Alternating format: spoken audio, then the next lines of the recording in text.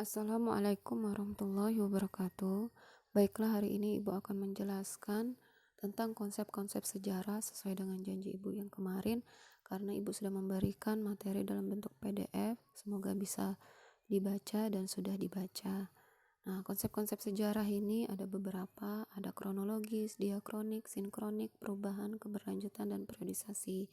Namun sebelum kita paham tentang kronologis, diakronik, sinkronik, perubahan, keberlanjutan, dan periodisasi, apa sih yang dimaksud dengan konsep?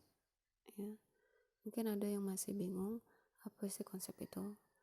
Konsep itu berasal dari bahasa Latin, yaitu konseptum, yang artinya sesuatu yang dipahami. Jadi konsep itu berasal dari bahasa Latin, yaitu konseptum, sesuatu yang dipahami.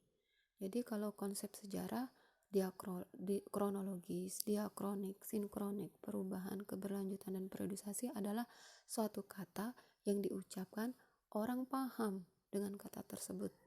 Ya, jadi kata-kata ini ketika kita menyebutkan orang bisa paham, atau ketika orang lain menyebutkan kata-kata tersebut, kronologis, diakronik, sinkronik, kita paham maksud atau makna dari dibalik kata tersebut. Kita langsung saja konsep kronologis. Kronologis berasal dari bahasa Yunani, yaitu kronos dan logos, waktu dan ilmu. Kronos waktu, logos ilmu.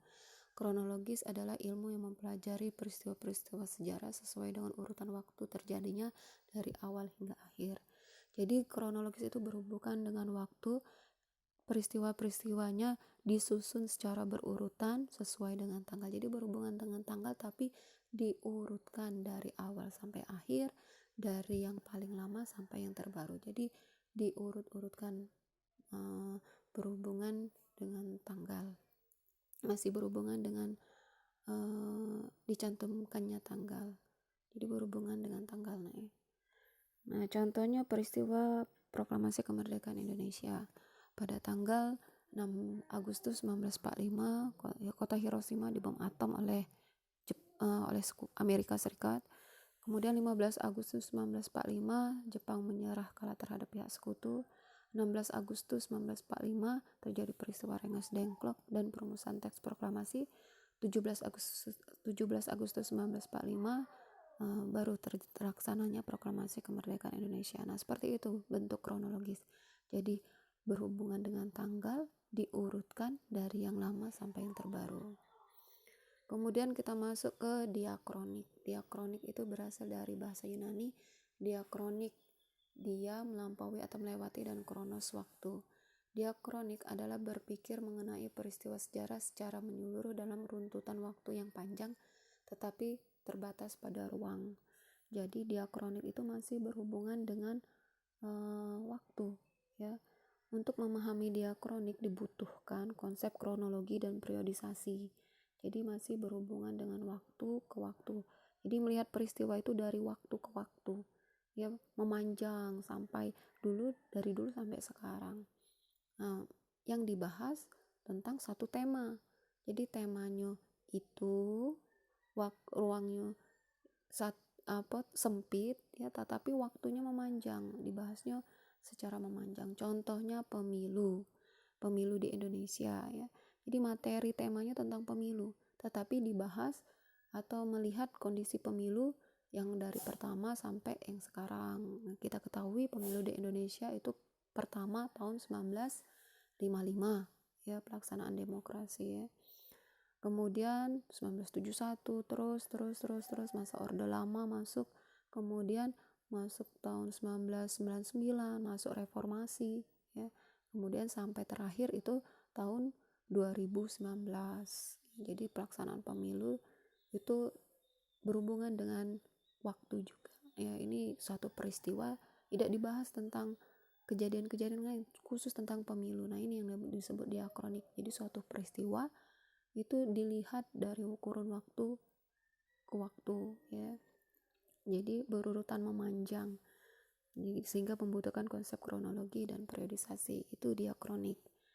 Kemudian sinkronik berasal dari bahasa Yunani, yaitu sin, ya, dengan atau bersama, dan kronikus, kronos waktu, adalah berpikir mempelajari sejarah dalam kurun waktu tertentu, tetapi dengan ruang lingkup yang lebih luas. Nah, jadi ini kebalikan dari diakronik. Kalau kalau diakronik tadi temanya satu, tetapi dibahas memanjang, ya, memanjang dari yang lama sampai yang terbaru.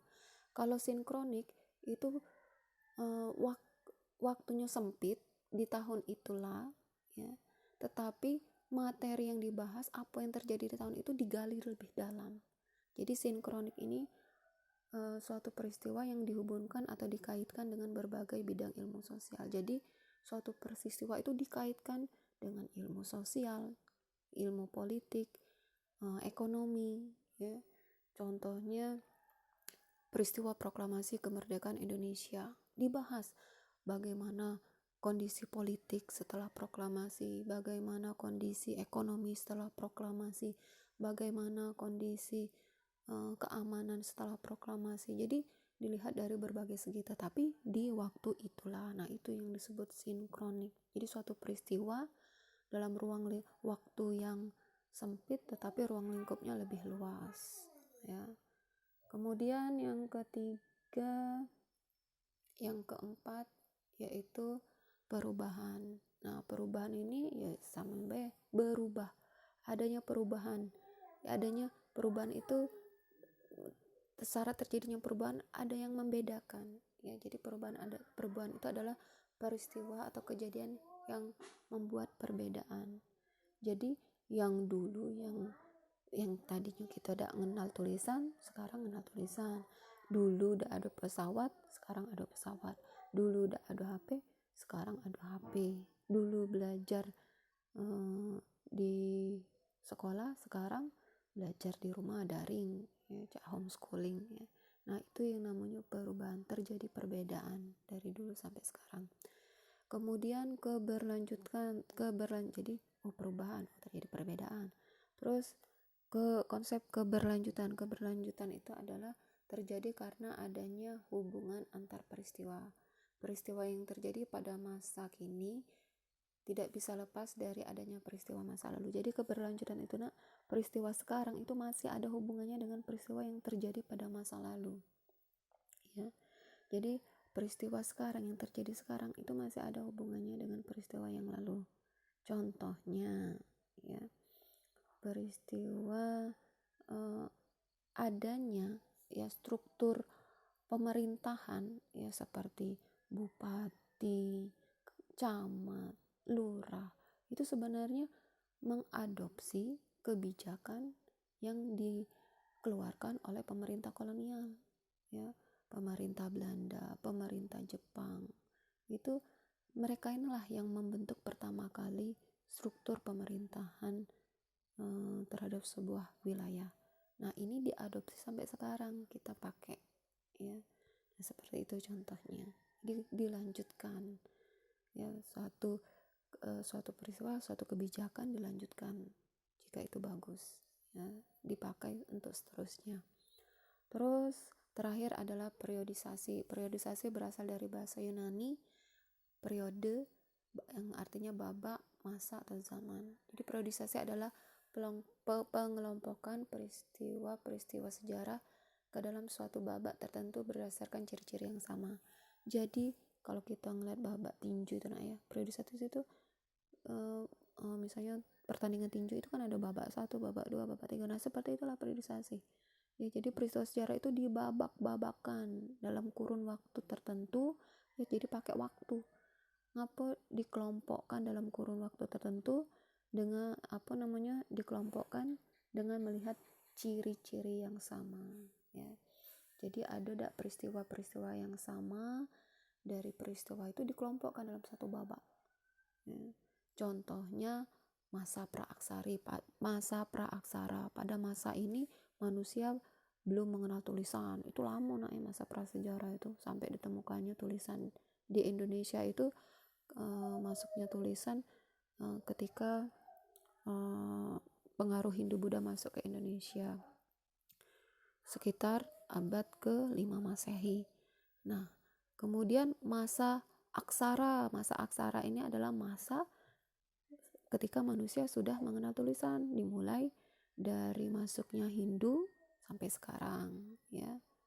Terus nah itu pembagian aksara, praaksara.